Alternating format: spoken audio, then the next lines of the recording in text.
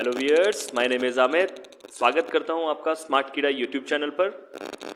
आज हम डिस्कस करेंगे एजम्पशंस। जैसे लास्ट लेक्चर में मैंने आपके साथ डिस्कस किया था कॉज इफेक्ट थोड़े सिंपलर क्वेश्चंस के साथ, वैसे ही आज हम एजम्पशंस भी करेंगे थोड़े सिंपलर क्वेश्चंस के साथ। मुझे लगता है टफर लेवल के क्वेश्चंस करना, क्योंकि मैंने पिछले लेक्चर्स में ये चीज़ देखी है, थोड़ा सा एम्बिग्यूटी बढ़ जा रही है आपकी और एंजाइटी भी बढ़ जा रही है। इसी वजह से मैं ये चाह रहा था कि हम थोड़े सिंपलर क्वेश्चंस के साथ फिर से चलेंगे और फिर टफर लेवल पर हम बढ़ेंगे। इसी के साथ दोबारा स्टार्ट करते हैं एजम्पशंस, और जैसे कि हम हमेशा समझाते हैं, तो आज मैं थोड़ा सा एक डिफरेंट एंगल से इस चीज़ को समझाने की कोशिश करूँगा। ठीक है, लास्ट टाइम जब मैंने एजम्पशंस आपको समझाए थे तो एक पिक्चर दिखाई थी टाइटैनिक शिप की, जहाँ पर एक स्टेटमेंट दिया था, we don't need lifeboats because this ship is unsinkable, मतलब ये शिप डूब नहीं सकता, इसीलिए हमें लाइफ बोट्स की आवश्यकता नहीं हुई। वो एक एजम्पशन था कि ये शिप नहीं डूब सकता। ठीक है, ऐसे ही आज मैं फिर एक एग्जाम्पल लेके आया हूँ सामने, और इससे हम समझेंगे एजम्पशन का मतलब। तो यहाँ पर एक सवाल आपको दिख रहा होगा स्क्रीन पे। मैंने थोड़ा सा एक लीडिंग क्वेश्चन यहाँ दिया है। लीडिंग क्वेश्चन क्या होता है, चलिए देखते हैं। यहाँ पूछा है mister x say that have you stop cheating in exams. अब सपोज करो मिस्टर एक्स इसका आंसर क्या देगा, यस और नो में देगा। उसके बाद दो ही ऑप्शन है, यस और नो। ठीक है, ये हमें मान के चलना है। तो चलो, अगर उसने आंसर किया यस, तो इसका क्या मतलब होगा? इसका क्या मतलब होगा? ऑब्वियसली इसका यहाँ मैंने लिखा भी हुआ है, therefore we can assume that mister X cheated in the exam before. बिल्कुल, अगर उसने ये बोला कि मैंने चीटिंग करना बंद कर दिया है, तो इसका मतलब ये होता है कि उसने एग्जाम में पहले कभी चीटिंग की है। और अगर इसका आंसर वो नो कर देगा तो हम एज्यूम कर सकते हैं कि mister X is still continuing to cheat in the exam, मतलब वो अभी भी चीटिंग कर रहा है एग्जाम्स में।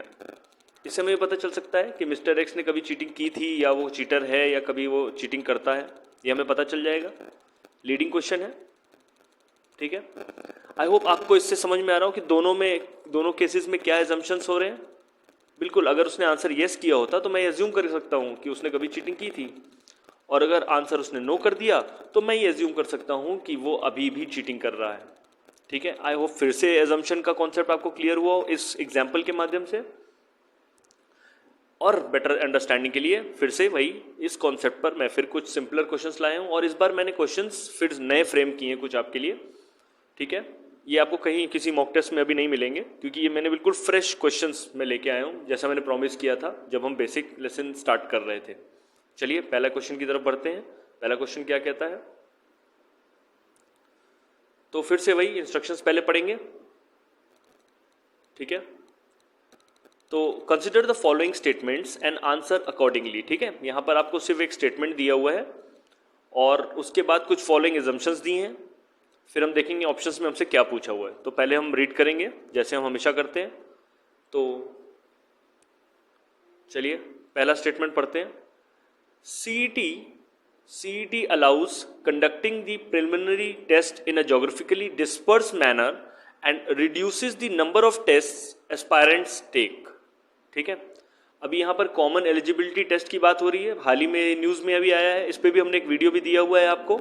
CET को लेकर के कुछ इन्फॉर्मेशन दी गई है, यहाँ स्टेटमेंट में भी दी है। यहाँ पे कहते हैं कि CET allows conducting the preliminary test, यानी जो हम प्री देते हैं, in geographically disperse manner and reduces the number of test aspirants take. अब ये स्टेटमेंट हमें ये बता रहा है कि एस्पायरेंट्स जो नंबर ऑफ टेस्ट दे रहे हैं मल्टीपल, जैसे हम RRB का प्री देते हैं, IBPS का भी प्री देते हैं, ऐसे कोई भी अगर LIC का अगर आता है एग्जाम तो उसका भी प्री देते हैं, तो हमें इतने सारे प्री देने की आवश्यकता नहीं है। हम सिर्फ एक कॉमन टेस्ट देंगे। ठीक है, और अगर हम उसमें क्वालिफाई होंगे तो हमें मेंस के लिए बुला लिया जाएगा। ठीक है, मतलब हमें जो टायर 1 वाली राउंड है उसके लिए अब हमें बार बार एग्जाम्स नहीं देने हैं। अब एक कॉमन एलिजिबिलिटी टेस्ट होगा, और वो भी जोग्राफिकली डिस्पर्स मैनर में होगा, यानी कि all over India district wise उसका एग्जाम सेंटर होगा। तो मुझे नियरेस्ट अपना जो एग्जाम सेंटर मेरे ही डिस्ट्रिक्ट में मिल जाएगा। अब यहाँ पर कुछ बातें एजम्पशंस ली गई हैं। क्या एजम्पशंस हैं यहाँ बताने की कोशिश की गई है। पहला एजम्पशन मैं पढ़ूंगा, देखिए। Job aspirants fill the form for each and every vacancy posted by the government, ठीक है, BNC group, bank and railways. अब क्या मैं इस एजम्पशन के बेसिस पे अपना आर्ग्यूमेंट फॉर्म कर सकता हूं? जी हाँ, बिल्कुल कर सकता हूँ। ये जो पहला एजम्पशन दिया गया है वो वही बात कह रहा है कि हम हर एग्जाम में जैसे बैंक्स, रेलवे सबके प्री देते हैं, ग्रुप बी और सी के एग्जाम्स के प्री देते हैं एसएससी में, सीजीएल में, तो वहाँ पर जो भी वैकेंसी होती है उसके लिए हमें फॉर्म भरना पड़ता है, फिर हम उसका प्री देते हैं, अगर हम सिलेक्ट हुए तो हम नेक्स्ट लेवल पे जाते हैं, यानी हमें स्क्रीनिंग हो जाती है हमारी। तो क्या इस एजम्पशन के बेसिस पे मैं ऊपर वाला आर्ग्यूमेंट फॉर्म कर सकता हूँ? बिल्कुल बिल्कुल फॉर्म कर सकता हूँ, ये तो बड़ी ऑब्वियस सी बात है। अब हम चलते हैं एजम्पशन 2 की तरफ। Job aspirants have to travel geographically far away districts to attend and give each and every preliminary government exam pertaining to BNC non-technical groups, bank and railway exam. बिल्कुल ये भी वही बात बोल रहा है। क्या इसके एजम्पशन पर मैं अपना आर्ग्यूमेंट, जो मेरा स्टेटमेंट है, उसको मैं फॉर्म कर सकता हूँ? बिल्कुल कर सकता हूँ। मैंने आपसे बात बोली कि ऑल ओवर जो इंडिया का अगर आप ज्योग्राफी देखो, बहुत ही फार अवे डिस्ट्रिक्ट से भी हमें दूर जाके एग्जाम देना पड़ता है। उसका प्री एग्जाम, जो भी प्री एग्जाम होता है, चाहे वो बैंक का हो, रेलवे हो, 2 से 3 दिन का समय हमें देना पड़ता है एग्जाम के लिए। कई बार हमारे डिस्ट्रिक्ट में अवेलेबिलिटी नहीं होती है, तो उन स्टूडेंट्स को बहुत दिक्कत होती है। जैसे अभी भी बहुत सारे लोग इस समय अनशन कर रहे हैं कि जेई का एग्ज़ाम आप करा रहे हैं, मेंस का, आईआईटी मेंस वालों को बड़ी परेशानी हो रही है, उन्हें दूर दूर डिस्ट्रिक्ट जाना पड़ रहा है, ट्रेन चल नहीं रही हैं, बसेस चल नहीं रही हैं, कोरोना के चलते काफ़ी दिक्कतों का सब स्टूडेंट्स को सामना करना पड़ रहा है। तो क्या इस एजम्पशन के बेसिस पर मैं अपना आर्ग्यूमेंट फॉर्म कर सकता हूँ? बिल्कुल कर सकता हूँ। चलिए चलते हैं ऑप्शंस की तरफ। ऑप्शंस क्या कहते हैं, तो यहाँ से पहले क्लियर करेंगे। तो ABCD 4 ऑप्शंस दिए हैं, जिसमें पूछा गया है only assumption 1 is implicit in the statement. जी नहीं, तो पहला तो नहीं होगा क्योंकि एजम्पशन 1, 2 दोनों है। तो ये मुझे कहाँ दिख रहा है? ए और बी में तो नहीं दिख रहा है। हाँ, सी बोलता है both assumption 1 and 2 are implicit in the statement. बिल्कुल ये इम्प्लिसिट रहेंगे, तो मैं ऑप्शन सी पे टिक कर सकता हूँ। बिल्कुल क्लियर आंसर होगा। यहाँ कोई पास्ट एक्सपीरियंस में मैं नहीं गया हूँ, लॉजिकली फ्रेम किया हुआ एजम्पशन है। क्या इस एजम्पशन को लेकर के मैं अपना आर्ग्यूमेंट फॉर्म कर सकता था? बिल्कुल कर सकता था। चलिए नेक्स्ट क्वेश्चन की तरफ बढ़ेंगे। इसका सोल्यूशन अगर आपको देखना हो तो हम जैसे हमेशा सोल्यूशन देते हैं, तो ये अगर आप इसका पढ़ना चाहें इंग्लिश लैंग्वेज में तो यहाँ स्टेटमेंट्स दिए हुए हैं, एक्सप्लेनेशन दी हुई है, पॉज करके आप पढ़ सकते हैं और मैं बढ़ूंगा नेक्स्ट क्वेश्चन की तरफ। चलिए फिर से वही इंस्ट्रक्शंस हैं, स्टेटमेंट पहले पढ़ेंगे। Turning 18 is a big milestone for both children and their parents. As the child leaves and takes baby steps towards independence, financial and otherwise, the parents start a new phase as they learn to let go and introduce the kid to his financial rights and responsibilities. अब यहाँ 2 बातें बताई हैं। पहली बात तो ये कि जब आप 18 साल के होते हैं तो आपके लिए एक माइलस्टोन होता है, आपके लिए भी और आपके पेरेंट्स के लिए भी, यानी बच्चों के लिए भी और उनके पेरेंट्स के लिए भी। अब यहाँ पर जो चाइल्ड होता है वो चाइल्ड अडल्ट की तरफ बढ़ रहा है and he is taking the baby step towards the independence. ठीक है, अब आप थोड़े से आज़ाद हो जाते हो फाइनेंशियली। अगर आप कोई जॉब में चले जाते हो तो आपको फाइनेंशियल नीड्स जो होती हैं आपको उसके लिए तैयारी करनी होती है। ठीक है, और आप सीखना शुरू करते हो इस समय। एक्चुअली यही वो टाइम होता है जब आप सीखना शुरू करते हो अपने फाइनेंशियल राइट्स के बारे में कि आपको क्या करना है। अगर मान लो आप जॉब भी कर रहे हो या कुछ आप पढ़ाई भी कर रहे हो, एक्स्ट्रा अर्न भी कर रहे हो एक्स्ट्रा कुछ जॉब करके, तो आपको किस तरीके से अपने पैसे को यूटिलाइज करना है, उनको टैक्सेशन वगैरह कैसे होती है, क्या आपके राइट्स हैं इनकम से रिलेटेड, आप क्या इंश्योरेंस वगैरह ले सकते हो, ये सब चीज़ें बताई गई हैं, रिस्पॉन्सिबिलिटीज़ के बारे में बात की गई।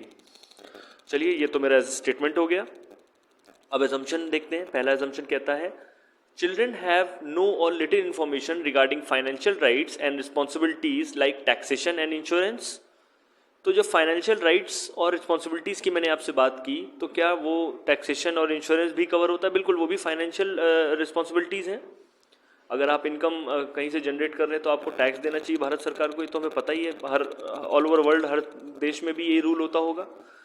तो बच्चों को 18 साल की एज में ये थोड़ी सी इन्फॉर्मेशन कम है, कुछ फाइनेंशियल राइट्स के बारे में कम पता होता है क्योंकि वो अर्निंग उस समय नहीं कर पाए होते हैं उतनी। तो क्या मैं इसको एज्यूम करके अपना स्टेटमेंट दे सकता हूँ, ऊपर अपना आर्ग्यूमेंट बोल सकता हूँ जो मैं बोल रहा हूँ? बिल्कुल बोल सकता हूँ। बिल्कुल, ये चीज़ हमने इसमें रिट्रेट भी की है, इको हो रहा है यहाँ पर। ठीक है, यहाँ पे लर्निंग की बात की गई थी। ऑब्वियस ही बात है, लर्न तो हम नई चीज़ें करते हैं ना।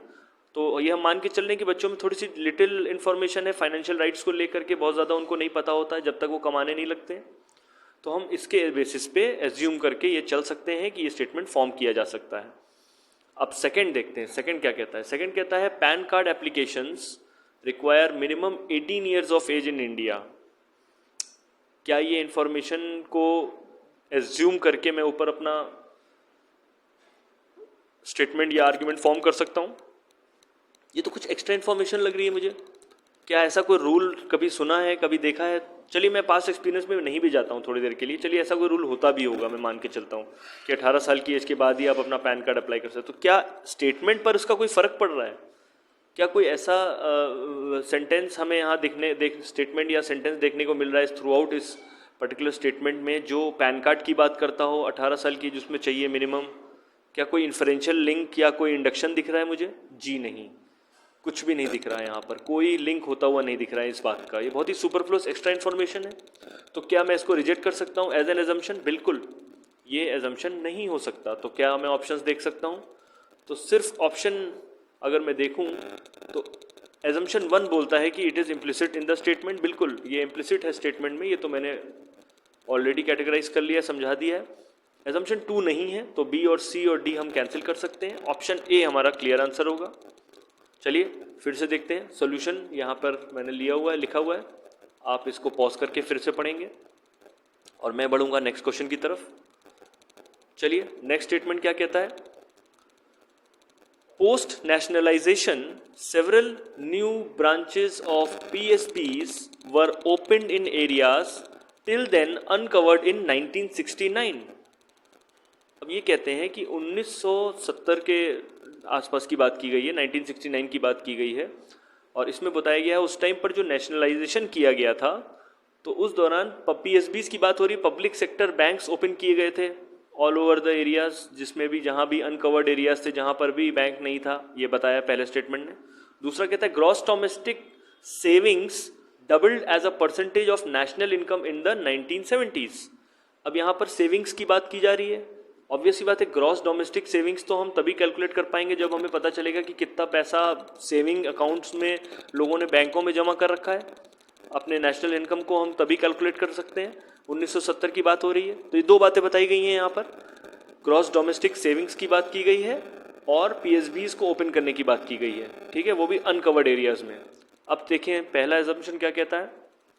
पहला एजम्पशन कहता है people in India in 1970s believed in saving the money with the banks. क्या इसको एज्यूम करके मैं अपना स्टेटमेंट ऊपर दे सकता हूँ, ये चीज़ बोल सकता हूँ कि PSBs have been opened and the gross domestic savings has been doubled? जी हाँ, मैं बोल सकता हूँ। अगर मुझे ये बात पता हो कि लोगों के अंदर ये बिलीफ है कि हम पैसा अपना बैंक में डालें, तो 1970 के दौरान में अगर ये फीलिंग होगी तभी तो ग्रॉस डोमेस्टिक सेविंग्स डबल हुई होंगी। ये इम्प्लाई हो रहा है यहाँ से। क्या मैं इसको एज्यूम करके अपना आर्ग्यूमेंट बना सकता हूँ? बिल्कुल बना सकता हूँ। बिल्कुल क्लियर इन्फ्रेंस है। अगर पैसा बैंक में जमा करेंगे लोग, उनके अंदर ये फीलिंग होगी कि हमें पैसे को बैंक में सेव करना चाहिए, तभी तो मेरा ग्रॉस डोमेस्टिक सेविंग्स डबल हो जाएगा। ऑब्वियस ही बात है, ठीक है। तो पहले एजम्पशन के बेसिस पे मैं अपना आर्ग्यूमेंट फॉर्म कर सकता हूँ। और दूसरा कहता है, दूसरा स्टेटमेंट क्या कहता है, in 1969 there was shortage of banks in India demographically. अब यहाँ पर अनकवर्ड एरिया की बात की गई 1969 में, और यहाँ पे वही बात बोली जा रही है कि शॉर्टेज ऑफ बैंक्स थी। ऑब्वियस ही बात है, जब अनकवर्ड एरिया में बहुत से अनकवर्ड एरिया में बैंक्स थे ही नहीं तो शॉर्टेज तो रही होगी, तभी तो नेशनलाइजेशन किया गया और बैंक्स हर तरफ खोले गए जहाँ जहाँ नहीं भी थे, जिन एरियाज में बैंक्स नहीं थे, जिन डिस्ट्रिक्ट्स या विलेजेस में बैंक्स नहीं थे वहाँ भी ओपन किए गए। तो क्या मैं इसके बेसिस पर इसको पर्टिकुलर स्टेटमेंट को एज्यूम करके अपना आर्ग्यूमेंट फॉर्म कर सकता हूँ? जी हाँ, कर सकता हूँ। तो क्या दोनों ही एजम्पशन 1 और 2 इम्प्लिसिट हैं? जी हाँ, दोनों ही इम्प्लिसिट हैं और मैं टिक कर सकता हूँ ऑप्शन सी पर। ऑप्शन सी मेरा करेक्ट आंसर होगा। इसका एक्सप्लेनेशन फिर से इंग्लिश में मैंने यहाँ लिखा हुआ है, आप पॉज करके पढ़ सकते हैं। और मैं बढ़ूंगा नेक्स्ट क्वेश्चन की तरफ। नेक्स्ट क्वेश्चन कहता है the timing of the Chinese aggression and Beijing's assertive claims in the Galwan Valley appear to be a part of a strategy to remind India of its vulnerabilities. The run up to the 1962 war had also seen New Delhi and Beijing accuse each other's troops of trespassing in Galwan Valley. यहाँ पर Chinese aggression दिख रहा है मुझे, यहाँ पर Beijing's assertive claims इन Galwan valley दिख रहा है। तो ये फिर कुछ स्ट्रेटजी की बात की गई है कि इंडिया को उसकी वनरेबिलिटीज़ को लेकर के कुछ स्ट्रेटजी बताई गई है चाइना की। गलवान वैली में जो ये एग्रेशन दिखा रहे हैं, ये हमारे लाइन ऑफ कंट्रोल लाइन उस समय जो LAC है वहाँ पर कुछ गड़बड़ी करने की कोशिश कर रहे हैं, आगे बढ़ रहे हैं। The run up to the 1962 war had also seen new Delhi and Beijing, मतलब उस दौरान भी 1962 में भी न्यू दिल्ली और बीजिंग के बीच में गलवान वैली में ट्रेसपासिंग को लेकर के झड़प हुई थी और उसके बाद वॉर हुआ था। तो क्या ये वही कुछ होने वाला है, ये स्टेटमेंट बता रहा है। चलिए देखते हैं एजम्पशंस क्या कहते हैं। ये तो हमें समझ में आ गया कि गलवान वैली के बारे में बात हो रही है और चाइनीज एग्रेशन के बारे में बात हो रही है, और ये भी बताया गया है कि LAC में जहाँ पर गलवान वैली में कुछ गड़बड़ियाँ चल रही हैं। एजम्पशन 1 क्या कहता है? The status quo at the LAC is in turmoil due to China showing the aggression in the Galwan valley. Obviously LAC में कुछ गड़बड़ियाँ हुई हैं, ठीक है, और स्टेटस को मेंटेन नहीं हो रहा है। जैसे पहले हमारी मिलिट्री जिस पर्टिकुलर पोजीशन पे रहती थी उस पर्टिकुलर पोजीशन पे अगर नहीं है और वहाँ पर उनके पोस्ट अगर आगे की तरफ बढ़ रहे हैं तो कुछ टर्मोइल है वहाँ पर, बिल्कुल है। और क्या मैं इसके बेसिस पे बोल सकता हूँ ये जो ऊपर वाला आर्ग्यूमेंट है? बिल्कुल बोल सकता हूँ। ये इससे इंड्यूस होता हुआ दिख रहा है, इसमें कुछ इन्फ्रेंशियल क्लेम भी दिख रहा है मुझे। एजम्पशन 1 को अगर मैं एज्यूम करूँ तो मैं ऊपर के स्टेटमेंट को क्लियरली बोल सकता हूँ, ठीक है। और एजम्पशन 2 क्या कहता है? There is no clear demarcation of border between the India and China in the Galwan valley. क्या इसके बेसिस पे मैं अपना आर्ग्यूमेंट फॉर्म कर सकता हूँ? जी नहीं। There is no clear evidence, यहाँ पर इस बारे में कोई बात नहीं हुई है। डिमार्केशन ऑफ द बॉर्डर, ये तो इमोशनल सेंस से मुझे पता है कि वहाँ पर कोई डिमार्केशन नहीं है, तभी तो उनका चाइना का जो आर्मी है वो आगे की तरफ बढ़ रहा है। पर अभी हमें क्या देखना है? अब हमें इमोशनल सेंस में नहीं पढ़ना है फिर से। ये एक इमोशनल इन्फॉर्मेशन हो सकती है और मैं इस पर टिक कर सकता हूँ, हाँ ये तो इम्प्लिसिट लग रहा है मुझे। अब यहाँ पर डिफरेंस आता है वो इमोशनल और लॉजिकल थिंकिंग का।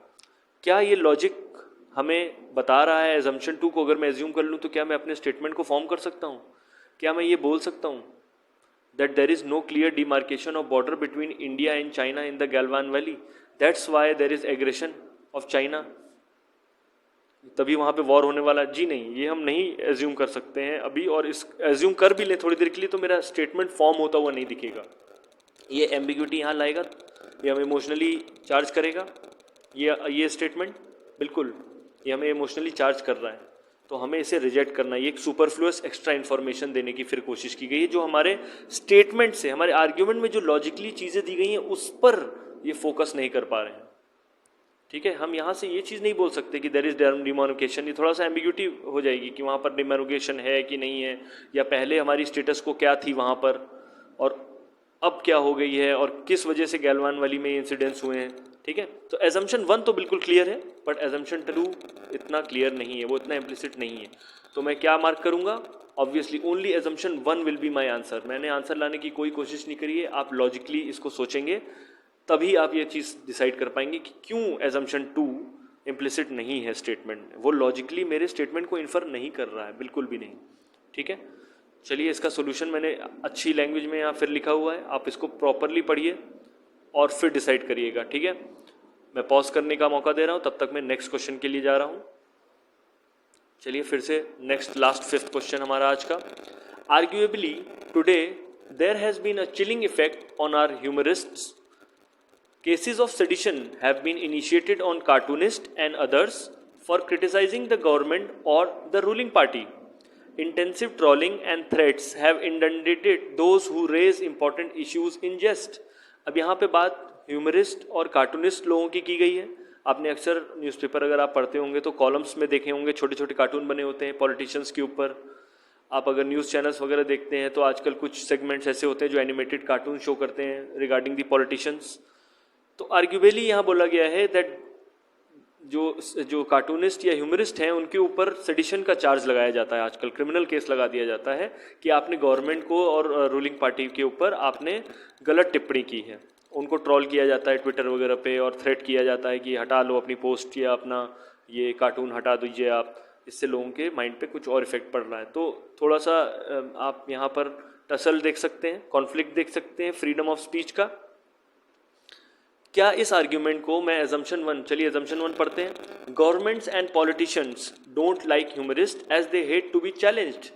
ऑफ कोर्स जब ह्यूमरिस्ट जो हैं वो चैलेंज कर रहे हैं हमारे पॉलिटिशियंस को, जब उनका कार्टून बन रहा है वहाँ पर तो उनको चैलेंज किया जा रहा है, और ये हम एज्यूम कर सकते हैं कि पॉलिटिशियंस उनको लाइक नहीं करते हैं, तभी तो केसेस ऑफ सेडिशन उनके ऊपर फाइल किया जा रहा है। तो क्या मैं एजम्पशन 1 को ट्रू मान के, इम्प्लिसिट मान के अपना आर्ग्यूमेंट फॉर्म कर सकता हूँ, बना सकता हूँ मेरा आर्ग्यूमेंट जो ऊपर यहाँ लिखा हुआ है स्टेटमेंट? बिल्कुल बना सकता हूँ।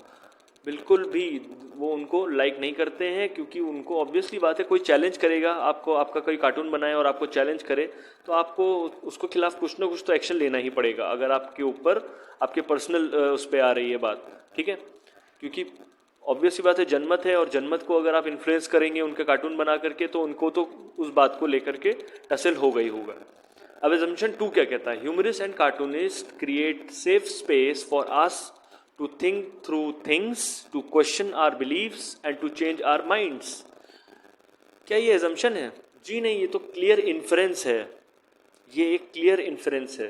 हम ये इन्फर कर सकते हैं कि ह्यूमरिस्ट और कार्टूनिस्ट ये इस तरीके के कार्टून्स बना करके और पॉलिटिशियंस को टारगेट करके हमारे लिए एक स्पेस बनाते हैं ताकि हम उस दूसरे एंगल से चीज़ों को देख सकें, हम उन्हें क्रिटिकली एग्जामिन कर सकें, हम समझ सकें कि कार्टूनिस्ट जो बात कह रहा है वो कितनी सही है, क्या उसके ऊपर वो फिट बैठती है पॉलिटिशियन के ऊपर, क्या वो गवर्नमेंट के ऊपर फिट बैठती है।